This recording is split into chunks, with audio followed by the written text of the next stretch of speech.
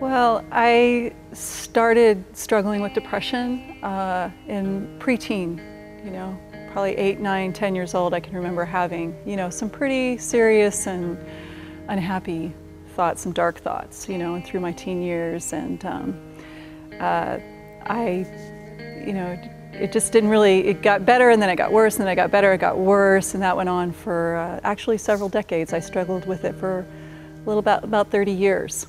I was nearing 40, and I had a career that I loved. I had a husband that I loved. I had kids that I loved. I had a house that I loved. I was going to church. I had everything, and I thought to myself, if I have all this and I still am struggling with depression, I'm never going to be happy. Never going to be happy.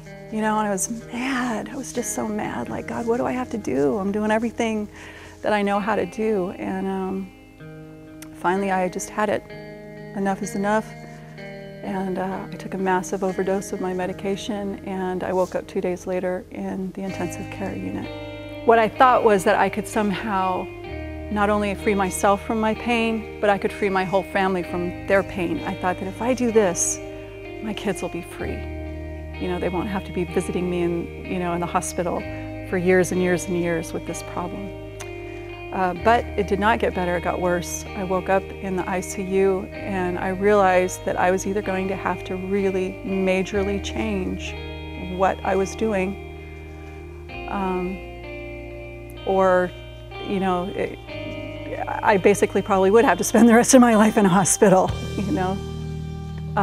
What God did to help me was to make me realize that He had already, there was a lot of help available to me that I wasn't taking advantage of and didn't know how to take advantage of. So God said, Marguerite, it's all here. I made you to work a certain way, and if you will do it that way, then it's going to work, If you, it's like I didn't need anything different than what God had already provided. Everything was available to me. I just needed to learn to take advantage of it. And I needed to learn that there was no shame in admitting that I had a need. And that was probably the biggest part of it, is that God had supplied all those resources, but I was so embarrassed to admit how needy I was. I was a teacher at a Christian high school. I was a leader in my church. I was very involved. I had a Christian husband. I had all this stuff around me.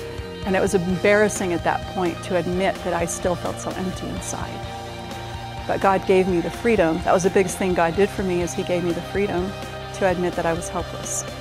And He gave me the resources to get help. And then when I got the help, I realized I didn't have to live that way all that time. There really is help. It's everywhere. It's everywhere. That's the way God made the world. I'm Marguerite Brunelle, and I'm becoming happy.